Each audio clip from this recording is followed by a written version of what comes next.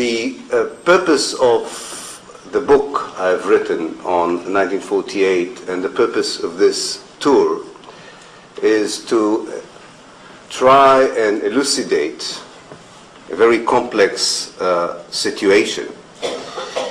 But it's mainly motivated by an outrage that I'm sure many of you share about the gap, the unacceptable gap between the realities on the ground, many of us know them in Israel and Palestine, and the way that these realities are being represented and reported in the mainstream media in the West in general, and in this country and America and in the United States in particular. And I think that the main duty of historians like myself and of activists for the cause of peace and reconciliation in Israel and Palestine, wherever they are, is to try and bridge that gap, to try and understand how come the realities on the ground today and those of the past, which have been so well recorded and so well known, are not at all making their way into our media reports, into the lectures of most of our academics, and into the speeches of our politicians. It's a very rare example of a very accessible place that the truth about it is totally distorted and manipulated. And I find that one of the best ways of challenging this distorted picture, this manipulated representation of the reality on the ground, is to try and visit the country's history, as the past is a very important component in our understanding of the picture of the present. And it's not and I think you can notice it, that whenever there is a reference to the situation in Israel and Palestine in the media, or by academics, or by politicians, they quite often feel the need to provide a historical narrative before they make a specific comment on a specific event in Israel or Palestine. And it doesn't really matter whether the historical narrative is part of a soundbite commentary in the CNN or in CBC, or a comment that is extended into an in-depth analysis that would appear in the broadsheet media or in the articles and books of academics. Whatever the medium and whatever the form that is chosen for commenting over the situation in Israel and Palestine, the historical narrative is always an important part of it. And I do agree with this inclination. I do think that if for whatever reason we are interested in Israel and Palestine, we should consult the past. When we want to comment on what goes on today, or whether we want to propose a vision for the future, we should relate it and connect it to what happened in the past. In this respect, I think that I understand where this tendency comes from.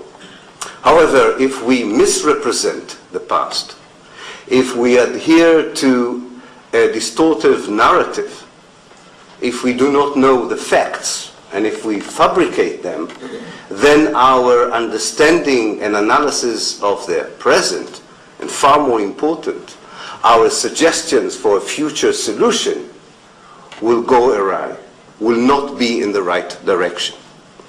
And I think that a very good explanation for the colossal failure of the peace process from 1948, and especially from 1967 until today, is connected directly to this misrepresentation of the past. Since I am a professor of history, and since you are seated in rows, and as my wife would testify, there's very little else I know how to do as the electric bulbs in my house and all the other things that needs fixing would testify to.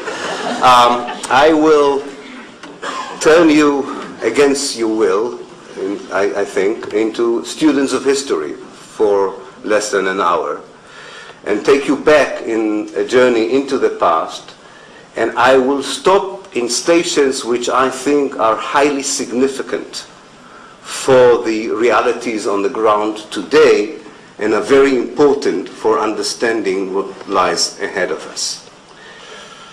The Zionist movement emerged in Central and Eastern Europe at the late 19th century as a response to two very noble, I think, objectives, or as a response to two impulses, which in my mind are noble and understandable.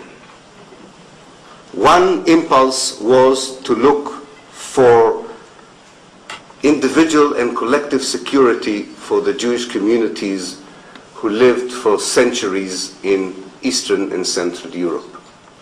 There was a wish to end a long history of oppression, of discrimination, and especially of being an oppressed minority where the community could not safeguard the individual against the wrath and the antagonism of the environment around it. The other impulse that informed the Zionist movement in its very early stages was the wish to redefine Judaism as a national movement. Again, it's a very understandable human impulse given the history of nationalism in Europe. This was not an exceptional case. All around Europe throughout the 19th century, in what is called the Spring of Nations, various ethnic, cultural, and religious groups thought that they could promise themselves a much better future if they redefined themselves in national terms. And the Jews were not different. In fact, there was a craving for normality in the wish to define Judaism as nationalism. This was not, Zionism was not the only response to these two, or especially to the first impulse, that is the impulse for security and the wish to get out of a long history of oppression. Some Jews thought that the best way out of the predicament of being a Jew in Eastern and Central Europe was to join international revolutionary ideas such as communism and socialism. Others decided that the best thing to do is to emigrate. This is when so many Jews came to the shores of this continent and thought that they would build a better new life here and leave behind them that kind of reality that they felt insecure in it. However, the moment the Zionist movement, or the leaders of the early Zionist movement, decided that the only place where they could satisfy the two impulses, the impulse for security and the impulse for self-determination, the moment they decided that the only space to do it is the land of Palestine, the Zionist movement became a colonialist project. And I think this is the first station in the history of the place that has to be revisited and which has relevance to the contemporary situation and to future developments. We cannot ignore the fact that the Zionist movement was a colonialist movement, and that Zionism, among other things, is part of the history of colonialism. This is a fact that is totally ignored by anyone who was involved in the peace process ever since 1948 and until today. It totally misrepresents the Palestinian and Arab view on the question of Palestine. And only for that reason alone, it would have been important to rethink about Zionism as a colonialist movement. But it's even more than that. The whole idea that people who move from Europe to the heart of the Arab land cannot be regarded as colonialism in the 19th century is an impossible historical reality, however positive anyone would think Zionism is in any other respect. And the fact that Zionism as a colonialist project was never recognized as a historical fact disables, I think, the Arab world and the Palestinian to come to a closure with the Jewish community that now inhabits the land of Palestine and Israel. So we should face this first historical fact without feeling that by that we undermine anyone's right to be where they are, or that we are indulging in pejorative adjectives to demonize anyone, and we're not idealizing anyone else as well. We're just stating a simple historical fact that deserves our attention, and we understand, I think, from that if you want to bring peace and reconciliation to the land, you have to decolonize it as a precondition for moving ahead with the efforts of peace and reconciliation. When the early settlers came to Palestine, I think the leadership of that community was not preoccupied with the question of what would be the fate of the indigenous native population of Palestine. I would say that from the late 19th century until the mid-1930s, the leaders of the Zionist movement were busy with questions that one could best define as preparing the infrastructure for a future state. They were busy building independent, autonomous agencies, services. They were looking for ways of persuading Jews around the world to immigrate into Palestine, and they began to purchase land in order to establish colonies and settlements on them.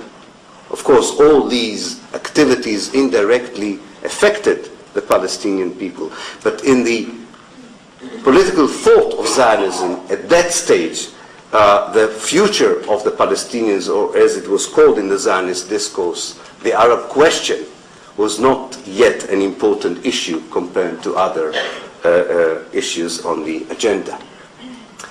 This has all changed in the 1930s, with the rise of Nazism and fascism in Europe, with the arrival of many more Jewish immigrants into the country, and when the Jews constituted 1/3 of the overall population in Palestine, the Zionist leadership began to contemplate seriously the fate of the Palestinians on the land of Palestine. I think also the fact that the Palestinians themselves, for the first time in their history, began to understand and absorb the significance of that colonialism also contributed to the urgency on the Zionist side to develop a strategy with regard to the indigenous native population of Palestine. And my main assertion when I visit this second station, the 1930s, in my historical journey, is that the basic guidelines that informed the Zionist thought and strategy in the 1930s are still with us in the 21st century. Not much has changed in the basic Zionist and later on Israeli thinking about the role and future of the Palestinians who lived for centuries on the land of Palestine before the arrival of the first Jewish settlers. The Zionist leadership developed a two-dimensional vision about the question of Palestine. One dealt with the issue of space and geography, and the other one dealt with the issue of demography or population. And these two dimensions with regard to the Palestinians are still with us in the present political system in Israel. How much of the land of Palestine has to become Jewish so that the early Zionist ideals and objectives could be realized, and how many Palestinians can stay within that space as not to undermine the Zionist vision of having a safe Jewish haven on the land of Palestine. And already in the 1930s, very precise answers were given to these questions. And unfortunately, I don't think the answers in the 21st century are different from the answers given by the Zionist leaders in the 1930s. The answer to the first question, what should be the space, was that we should have as much of Palestine as possible. Preferably the whole of Palestine. By the time that we are talking, the 1930s, people had a very clear geopolitical cartography of Palestine. They knew exactly what were the borders of Palestine. This is more or less Israel with the occupied territories today. So when the Zionist leaders drew imaginary or real maps of what should be the Jewish state, they wanted the whole of Palestine. They were willing to be satisfied with less of it if necessary. But basically, they were looking for historical opportunities to take it all. And this hasn't changed. In brackets, I would tell you that the peace process has been informed by the false assumption that there is a genuine Israeli desire to be content with 80% of Palestine. This is false, a false assumption, which created the false idea of a two-state solution, which produced the fiasco which is called the Oslo process, and which informs the discourse about peace still today, and doesn't allow us to move forward because we are all hooked on this idea that there is a genuine Israeli wish to depart with at least part of the land of Palestine. As for the second question, how many Palestinians can be on the whole of Palestine, the answer was also quite simple. If possible, not even one of them. If not possible, they should be a very insignificant minority. Now, in the 1930s, this was a very bold assumption because the Jews were only 1/3 of the population. Not only that, most of the Jews just came a few years earlier to the land. Imagine a group of immigrants who come to Canada. Maybe there is such a group, I don't know. Imagine a group of immigrants coming to Canada 3 years ago and saying, this is a beautiful land, we should have most of it, and we don't like the indigenous people who live here. And I'm not talking about the First Nations, I'm talking about everyone who's been here living until the last 3 years, and saying, we should find the historical moment to get rid of them. If you understand that, I think you understand very well the history of Zionism. It took a while before these fluid and abstract ideas were translated into real strategies and plans. Because while thinking about the future of the space and the future of the people who lived on that space, Zionism was busy with other things. It developed a state, or an embryo state for the Jewish population, and it produced some miraculous achievements that I'm very much aware of as an Israeli Jew, and I never underestimate them. And I think they make the whole issue of the critique on Zionism so problematic, because if you put aside the question of how Zionism understood the role of Palestinians and how they envisage Palestine as an Arab state, if you put that aside for a moment and you concentrate on Zionism as a national project for the Jewish people, it is an admirable project. Revival of a dormant language. I dream in a language that was dormant for 2,000 years. The creation of a vibrant, open society made out of more than 100 ethnic groups, and so on and so forth. And I think this contradiction between the miracle of creating a vibrant new state while colonizing another people and eventually dispossessing them explains the difficulties sometimes of dismantling the Zionist reality in a way that would be productive for creating a different reality in the future. In any case, in the last years of the British rule in Palestine, between 1946 to 1948, the Zionist leaders, and that's my third station in history, the Zionist leadership felt that it needs to move forward with the issue of taking over the land and getting rid of the people who live in it. And I think one of the important facts that informed the urgency was the inability to purchase land in Palestine. There was a great effort in the 1920s and the 1930s to buy land from absent Arab landowners.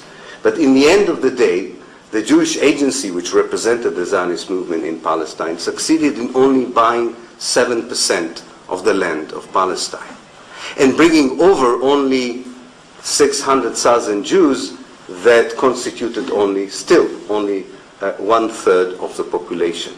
So these two dimensions of space and demography were not satisfied by the natural development of the Jewish community in Palestine. So you needed a dramatic and drastic revolution in order that the space would become Jewish in the true meaning of the word, of having control over the space and having no Arabs in it. And it is within a year, between February 1947, which is the date when Britain decided to leave Palestine, and February 1948, when the actual ethnic cleansing of Palestine began, it is within a year that the Zionist leadership translated the abstract and fluid ideas of making Palestine a Jewish space, that these ideas became real programs that would be executed on the ground.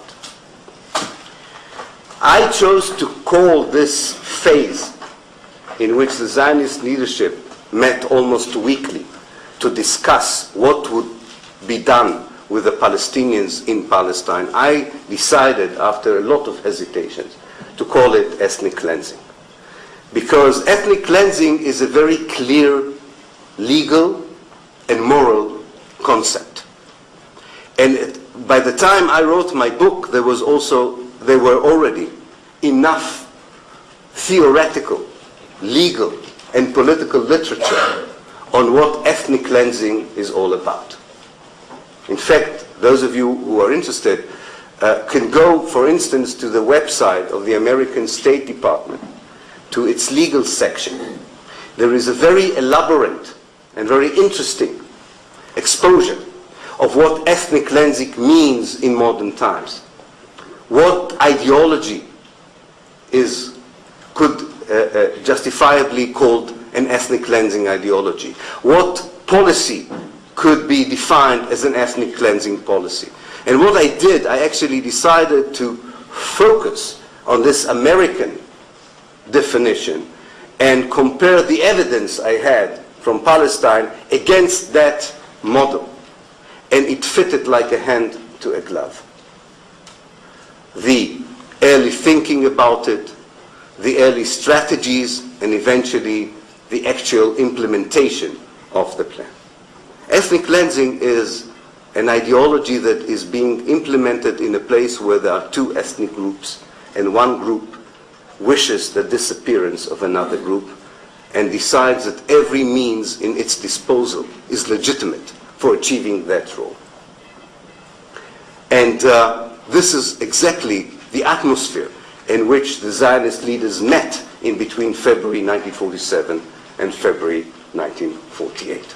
They eventually decided, actually on the 10th of March 1948, that the time has come, before it would be too late, to begin and execute the plan on the ground. And then, in less than a year, in fact within 7 to 8 months, the Israeli army, the young Israeli army, went from one village to the other, from one urban neighborhood to the other, and dispossessed the people by force, demolished the houses, took over their assets, and completed the ethnic cleansing operation more or less in the winter of 1948-1949. It was quite a massive operation, if you think about it. Not only in absolute terms, because Palestine was and still is a small place compared to many other places in the world, but rather in relative terms. I think if you think about it in relative terms, you can understand the magnitude of the crime that Israel committed against the Palestinian people in 1947, 1948. Imagine any other country in the world in which half of that country's population would be expelled by force within 7 or 8 months. And this is 3 years after the Holocaust. This is 3 years into the history of a Western civilization that seems to be much more sensitive than ever before to injustices in the name of colonialism and in the name of democracy or liberalism. Within that atmosphere, the Israelis managed to expel by force half of the country's population. Imagine any other country in the world in which within 7 months, half of that country's villages would be destroyed.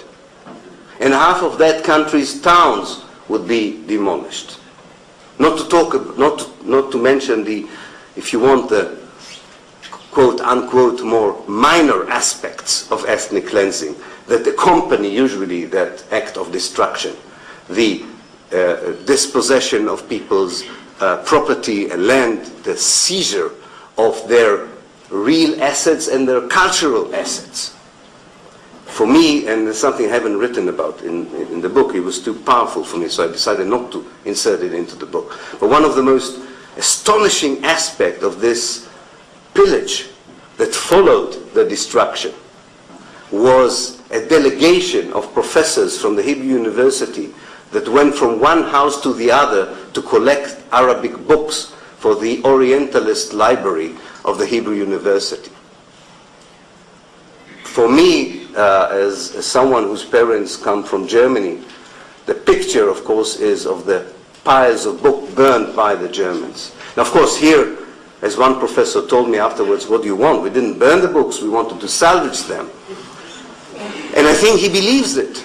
I really think he believes it. And in a way, you can always say he's right, because, you know, if the books would stay in the house, an unlearned person would use it for something else.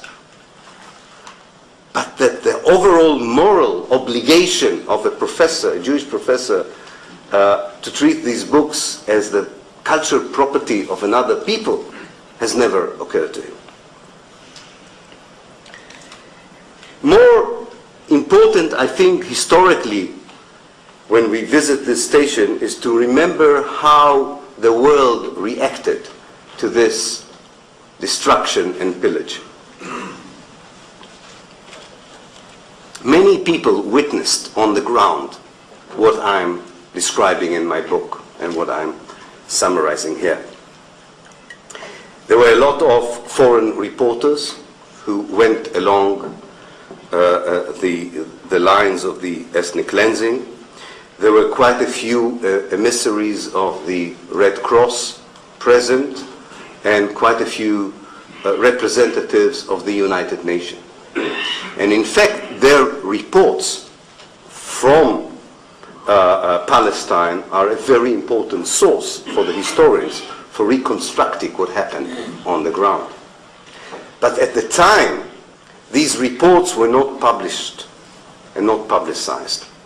The headquarters of these organizations and agencies decided that it would be better not to attract attention that would force them to confront head-on the Zionist movement and later the State of Israel. Each for its own reasons. The editors of the newspapers in the West felt that they would criticize the Jewish people too soon after the Holocaust, and they didn't want to do that.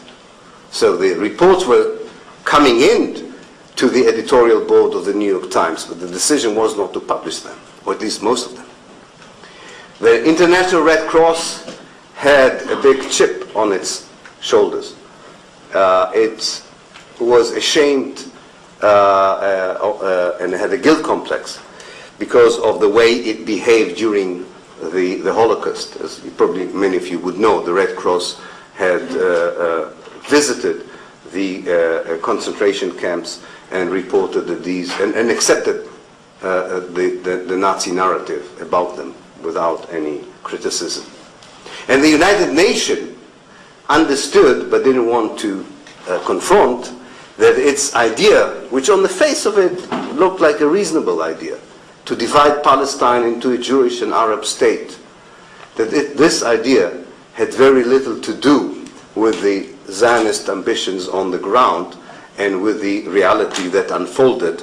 And in many ways, what the United Nations Secretariat and leaders thought was a peace plan was actually a recipe for a disaster. The message that the world had sent to Israel in the end of 1948 was that the ethnic cleansing of Palestine was a domestic Israeli issue. That the young Jewish state is immune from any international criticism. As long as the perpetrators are Jews and the victims are Palestinians, the international public opinion represented at the time by the Western powers and the United Nations accepted as a necessary evil. And in this respect, I don't think much has changed. If you would apply international criteria of humanity, human rights, and civil rights to the behavior of Israel in the occupied territories, most decent people around the world would find themselves at the forefront of demonstrations and actions against the state of Israel. But the same people who would go and demonstrate against the Chinese policy in Tibet or the Sudanese policy in Darfur, who in the past were among the pioneers in the movements for civil rights in the United States or against the war in Vietnam or the Pinochet regime in Chile, all these good people employing all these noble criteria of protesting against injustice are not to be found when it comes to examining and reacting to the realities on the ground in Israel and Palestine. It's a kind of a conspiracy of silence that developed in 1948, and I think most of us find it very difficult to liberate ourselves from that conspiracy of silence. We report to ourselves and to others only what we want to report, and we portray a picture that does not allow us to see who is the occupier and who is the occupied, who is the colonizer and who is the colonized, and who is the expeller and who are the expelled. And I think that this message from the world to the young state of Israel explains better than any other factor the development of Israeli policy ever since 1948, and in particular the kind of strategy that the consensus political system in Israel developed towards the occupied territories ever since 1967. The ethnic cleansing, in a way, continued until 1956. 36 Palestinian villages were depopulated between 1948 to 1956. Then there was a lull, in a way, caused mainly by the shock in Israel from what was called the Kfar Qasim massacre, where Palestinian citizens inside Israel were massacred by the Israeli border police, and this led at least some members of the political elite to ask for a lull in both the dispossession of the Palestinians inside Israel, and there was a short-lived search for another policy, but we didn't last for long. And then came 1967. Now, if you remember the two basic dimensions of Zionist strategy towards the issue of Palestine and the Palestinians, you can understand how problematic and both exciting, the new reality of 1967 was for the consensual Israeli political system or elite. I'm working now on a new book that looks at the Israeli debates in the early years of the occupation, especially the governmental debates, which are quite accessible to the historians nowadays. And it's an intriguing history, an intriguing chapter in the kind of history that I'm trying to reconstruct and recap for you tonight. The Israeli government between 1967 and 1968 was a unique government.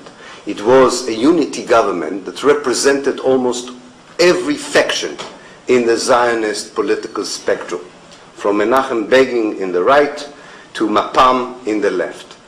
We never had afterwards such a representative government of the basic Zionist ideologies with all their innuendos and divergence of opinions. And these politicians were faced with the dilemma that the 1967 war produced. Regardless of what we think are the causes of the war, this is a topic for another lecture. I'm much more interested of how they dealt with the realities that the war produced, which is far more relevant, I think, to what goes on today. On the one hand, if you take the dimension of space or geography, this was a jubilant historical moment.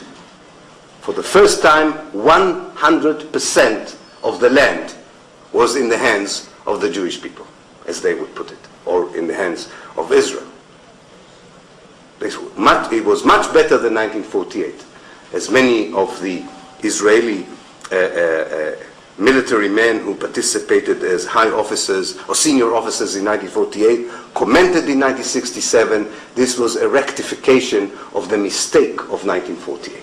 Finally, we found the historical moment to compensate for the mistake we had done in 1948. The reason, by the way, that Israel did not occupy the West Bank in 1948 was not that it didn't have the military ability to do it.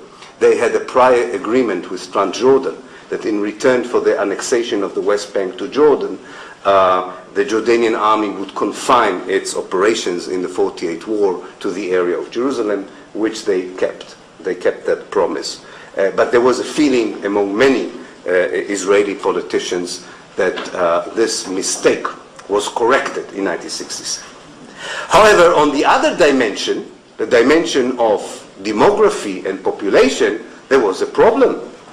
Yes, there is 100% of the land, but after getting rid of 1 million Palestinians, we now incorporated another 2 million. What can we do with that? That's an impossible reality. The war was very short. It was 6 days, as you know. And although the Israelis did expel a large number of Palestinians from the West Bank during the war, about 150,000 to 200,000, which became the new Palestinian refugees, the vast majorities of the Palestinians were still there when hostilities came to an end, and were now Israel's problem, so to speak.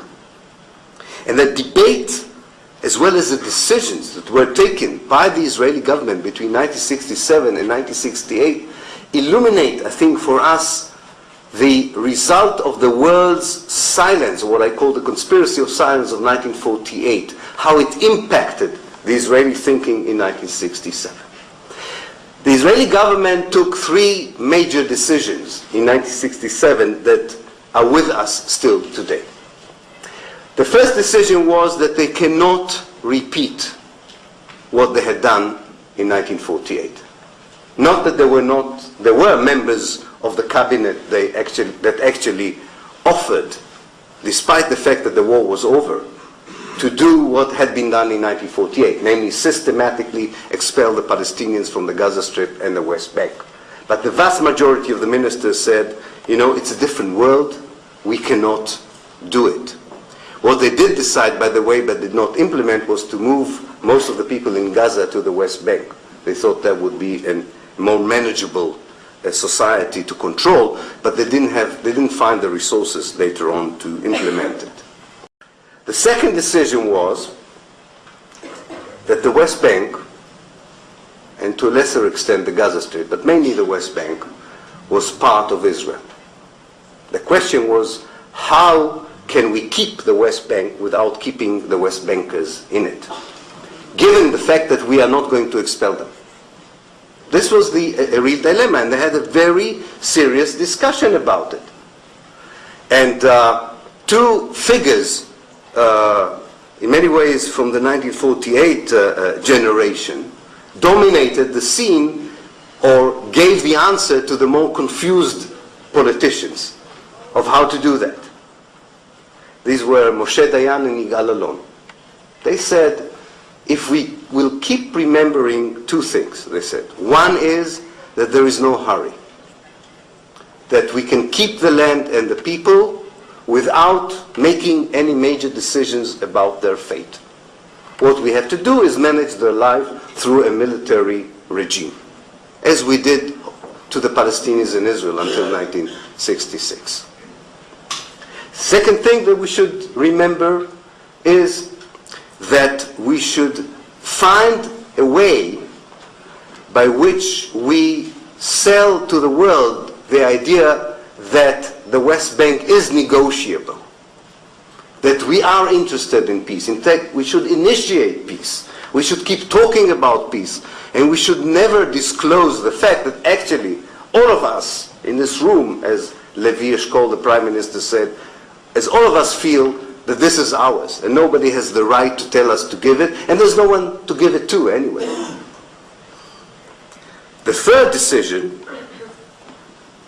was to run the affairs of the Palestinians until that moment that a more decisive resolution would be taken, as something that I think I would call correctly, although it doesn't, I'm not using a term that they were using, but this is my understanding as an historian. They would run the place as a mega prison with two models in mind. One is the mega open prison, and one is the mega highly secured prison. The mega open prison is a prison where the Palestinians have a lot of privileges and rights, as long as they don't challenge the basic Israeli control of the place.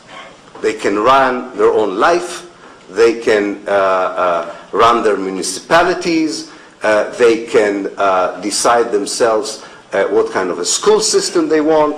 If you want, domestic affairs can be totally in their hands, but they have no right whatsoever in determining their political future. Definitely they have no say in questions of security and of foreign affairs. If they would accept this model, then their autonomy would be quite extensive. And this form of generosity repeated itself in various stations from 1967 until today. The last generous Israeli offer of that kind was given to Yasser Arafat in the summer of 2000. The idea that the Palestinians can almost run the place as a state, almost as a state, provided they would secure in the hands of Israel their political future, their military future, and they would accept that the Jordan River is actually the border of Israel, the natural border of Israel. The other model of the prison is that should the Palestinian resist this idea, the open prison would turn into a highly secured prison, where the wardens would be allowed to use collective punitive disciplinary measures to keep them in place. And this cruel and callous formula, as you know, developed year by year. On the one hand, you had Palestinians' resistance to this reality, and on the other hand, you had an Israeli reaction to this Palestinian resistance. And the reaction was harsh, and then the Palestinian resistance became harsher, and then the reaction became even harsher. And the inventive mind of the wardens, if you want, of the prison, was endless. They found various ways of trying to send a message to the Palestinians that any individual act would immediately be met by collective punishment.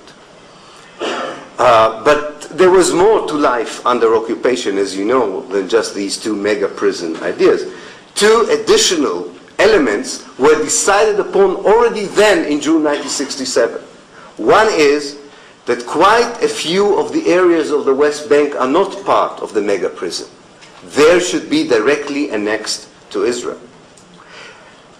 There were two ways of annexing areas in the Palestinian territories to Israel. One was direct annexation, as had been done in the Greater Jerusalem area, an ever-expanding concept. I mean, I've never seen such a dynamic municipality as the Greater Jerusalem area. It now, you have to be careful in Vancouver, it may swallow you one day, because every day I hear of another part of the West Bank which is part of the Greater Jerusalem area, so that Israel, that consensus Israel would say, we're not negotiating Greater Jerusalem.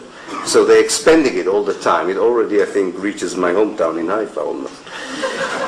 The other way of creating annexation is by allowing Jewish settlements. This creates a no-go area for Palestinians within the Palestinian areas. Imagine a big prison, and then part of the prison are taken by the wardens, and the prisoners are not allowed to go into it, because that's an ex-territory that belongs to someone else. And what I'm trying to impress upon you, that these were decisions taken already in 1967. So the whole charade of an Israeli society tormented between a group of people that want to give back the West Bank and the Gaza Strip to the Palestinians and allow them to create an independent state, and a group of annexationist Israelis who do not wish to have any peace with the Palestinians, is a fable, is a fabricated narrative. There isn't a genuine debate in Israel about Palestinian nationhood or independence or self-determination. There isn't. There is only a tactical debate on two issues. One is how best to sell to the world the old Zionist wish to have all of Palestine or most of Palestine with as few Palestinians as possible. So that's one debate. What is the best way of doing it? Should we have someone like Feiglin, who is about to visit you in Canada, and who would say to you forward, not one Arab should stay there and we should have all the territory? Or should we have someone nice like Amos Oz or Abi Yehoshua, who would tell us that they are tormented and they're not sure that they want the whole of the territory, and there's a little settler in every Israeli Jew and you have to understand it, and I don't want to. I mean, they do it much better than I do. They're very eloquent.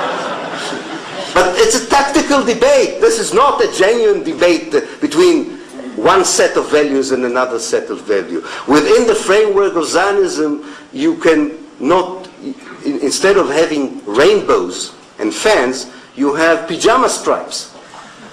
The Israeli political debate is that narrow. But they have an amazing ability of presenting it to all of us as a wide rainbow of ideas. So the first debate is tactical. The second debate is no less important, is the debate about the means of achieving it. Not just how to represent it, but how to do it. How to do it. And the debate of how to do it does not deviate from the basic ethnic conviction that it is totally legitimate and there is no moral problem with a constant open discussion in Israel about what is called the demographic problem. Namely, how many Palestinians can live in a Jewish space. Imagine students, as in my university, former university in Haifa, who sit in the class of a professor called Arnon Sofer, professor of geography. And usually his classes, like all our classes in Haifa, have a large number of Palestinian students in them. Imagine them sitting there and hearing this professor explaining to them that the national security of Israel depends on how many siblings each of their family would have. And if they would have too many children, this is a threat to the national security of Israel. I once asked him, what would you do if you would hear someone in Canada say the same thing about the Jewish citizens of this country? He said, you cannot compare. These are Arabs and these are Jews. These kinds of debates, which seem to an Israeli a very normal debate, are the ones that inform the real discussion in Israel about the fate of the occupied territories. But they are not at all represented in the way that the internal Israeli debate is being commodified and sold to the wider world. So at the end of my talk, I would try and suggest how to get out of it, because I really think that the few stations I visited tonight, the station of the ethnic cleansing of Palestine in 1948, or beginning with the era of direct colonialism before that, the ethnic cleansing of Palestine, and the very decisive moment when the Israeli political elite made its mind that the occupied Palestinian territories would never be given up and would form part of the state of Israel, while still looking for a future for those Palestinians living in it. I really believe that all these three stations, these three major stations, explain to us why the peace process that bypassed them is not moving anywhere. Because any talk about two-state solution, any talk about a generous Israeli proposal that is not being reciprocated by inflexible, intransigent Palestinian leaders, only validates the Israeli determination to continue with the formula that they have developed in 1948 and still continue to develop in 2008. This allows them to decide, as they have decided in 2000, to divide the West Bank into two parts. One part that they are going to annex, actually they are annexing as we speak, to Israel, and the other, and from any part that they annex, they would eventually cleanse the Palestinians. You have no doubt about it. They would find a way of expelling the Palestinians from any part of the West Bank that they will now annex to Israel, and keeping the rest of the Palestinians in the West Bank in a mega prison that would be subjected to punitive action should it resist the idea of the partition of the West Bank to two parts. And look what happened in the Gaza Strip. The second mega prison surprised the Israelis. The inmates launched missiles against the wardens and the prison authorities. This is something the Israelis cannot tolerate. And therefore the punitive action there are much harsher and more callous than they are in the West Bank. They decided to react to any launch of missiles or any reaction that comes from the Gaza Strip with F-16s and tanks. So it translates, if you accumulate it, it translates into massive killing policy, into genocidal policies. Not because the Israelis want to genocide Palestinians, but because the model that they have built of a mega prison didn't have this dynamic of the prison rebelling as a whole, or having a leadership that says, no way, we don't accept it. You cannot tell the world that because you've taken the settlers out and you have encircled us and you starve us and you strangulate us, you cannot tell us that this is peace. And you were great people, you disengaged, you withdrew, you made the first step towards peace, to the point that Ariel Sharon was considered seriously as a candidate for Nobel Prize in Oslo. You can feel how it would drive mad anyone in Gaza that this would be celebrated as a peaceful Israel. I mean, I remember the demonstration in Tel Aviv of Peace Now, calling on Sharon to complete the disengagement from Gaza, as if a new era of peace began. Whereas everyone with his eyes in his head understood that Sharon realized that you cannot keep the warden within the prison community, you have to take them out. Otherwise they would be in danger for their life. That's the only thing Sharon did in Gaza. But the PR machinery, of course, celebrated it as another thing. And the result is, of course, that since the people who rebel in Gaza also have beards and look very much like Muslims, that the Israelis even feel that they have even more of a free license to use the most evil kind of, and lethal, not evil, I'm sorry, the most lethal weapons in their arsenal in order to quell the rebellion as they would see it. This is where we are today. This is the reality. It's not the reality of peace. And I think that the way out of it, the way of integrating the historical narrative into the political action of the future, and with this I would come to a close here, to closure, is that it's not enough to disseminate the kind of narrative I'm trying to present to you tonight, and challenge the narrative which is hegemonic in the media, in the academia, and in the political system. Of course, this is part of the story. We have to make sure that people know that story. But I think far more important than that, in order to make this narrative stick, in order to include this narrative in the political analysis of the contemporary reality, is to try and convince people to change the dictionary. We are all recipients of the big Israeli laundrette of words. They are masters of it. It's amazing how assassinations are targeted killings and expulsions are relocations.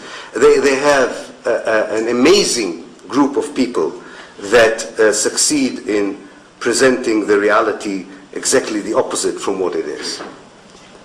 But we have to start using different words, different nouns, different phrases in order to get ourselves and others used to a tool of language that would help us to see the reality for what it is and not to buy anymore the false reality that is being sold to us and which creates this impossible gap of which I talked in the beginning of my lecture between the representation and the evidence on the ground.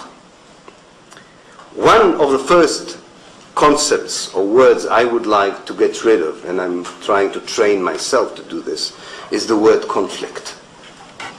There is no conflict between Israel and Palestine.